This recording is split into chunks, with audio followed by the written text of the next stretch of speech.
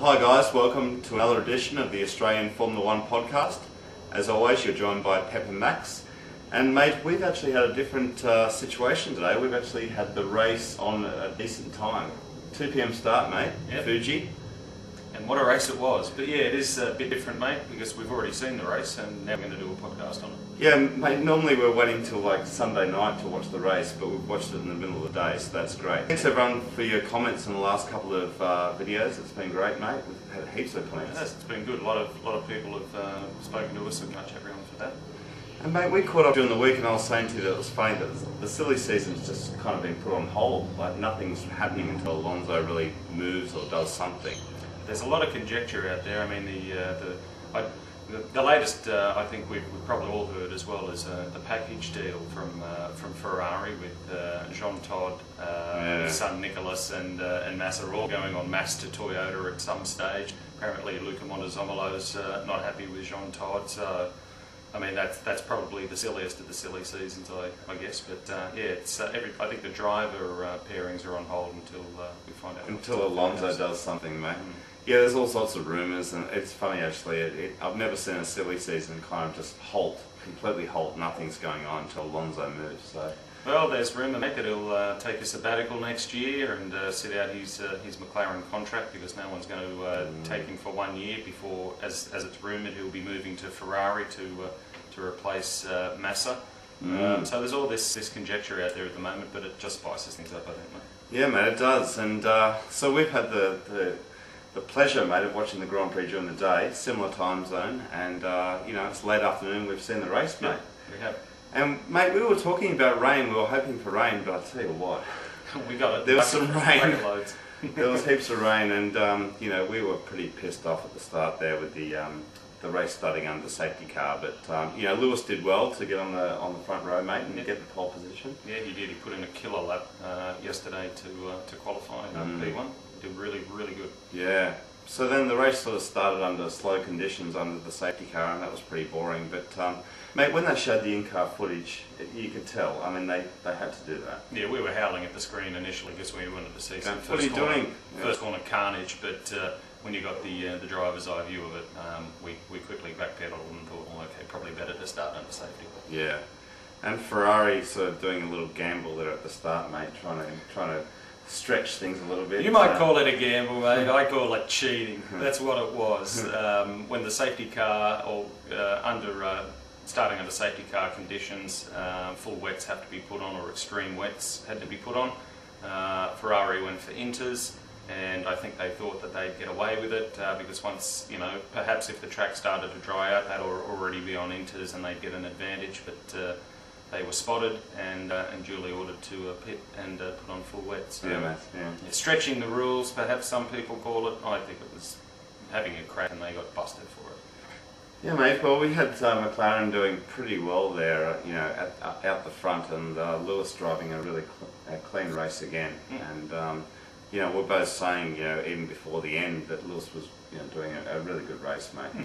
He did well. He drove a mature race. I mean, as he said yesterday after qualifying, that he hoped it rained. He got his wish, and with all the carnage going on around him, at one stage, Kubica getting a little aggressive and taking him out there. He regained his composure, and I thought he drove a very mature race. Yeah, mate. Yeah, there was all sorts of things happening. I mean, you know, we could talk. This video would go forever if we talked about all the incidents, but there was so much going on. You know, cars spearing off, and you know, the pit stops and things, and then safety cars and all sorts of things, mate. And you know, we had Mr. Webber doing well, and Max and I were excited. He was leading the race at one stage. Yeah. Admittedly, he hadn't pitted, but he was leading the race at one stage. Yeah, and then, you know, in second place behind the safety car, you know, a legitimate second place. Definitely. And then, you know, Sebastian Vettel had a brain explosion, I think is the nicest way to put it. Yeah, and Mark swore on TV, at least, you know, if you've heard the ITV coverage. Dropped the F-bomb to Louise. Louise wasn't happy. Yeah. But I think Mark was justified. At the end of the day, it was under safety car conditions. The more frustrating thing is, prior to the safety car coming out, Mark was actually taking time out of Lewis as well.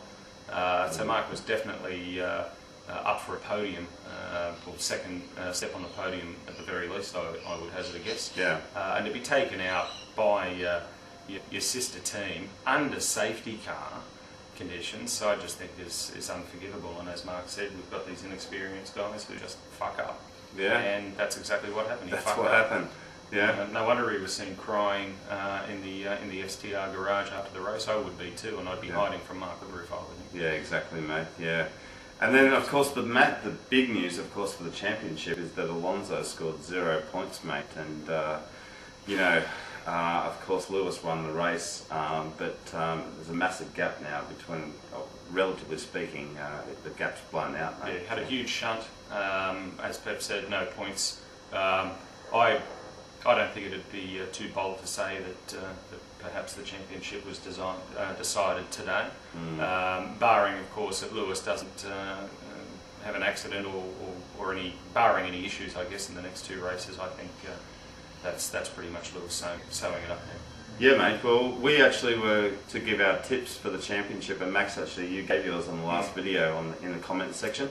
I didn't mind, but now, Lewis seems like he's going to, Just to refresh your memory, I picked Alonso, Lewis, and Raikkonen. Yeah, so we thought that Alonso was going to do it, but Lewis now, with Alonso scoring no points, I mean, it's looking pretty good. But we'll see, mate. Yep.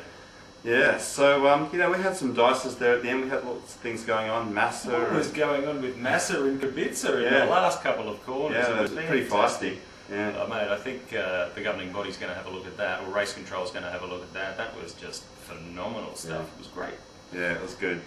So, mate, it was all in all, the race started pretty slow, but it was it was a very exciting race at the end. And now we've only got 2 more to go, mate. Yes, indeed. Next week we move to China, and then the last round in Brazil, and it's all on the line. But I think Lewis has got a bit of a handy lead at the moment. Mate. Yeah, he has, mate. So, as always, let us know your comments and let us know what you think. Yeah, let us know what you thought of the race, guys. Yeah, and we'll see you actually very soon, Max. We're going to do a lap of Fuji, I think. A lap of Fuji. Lovely. All right, guys. Till next time. Okay, see you then. Bye. Bye.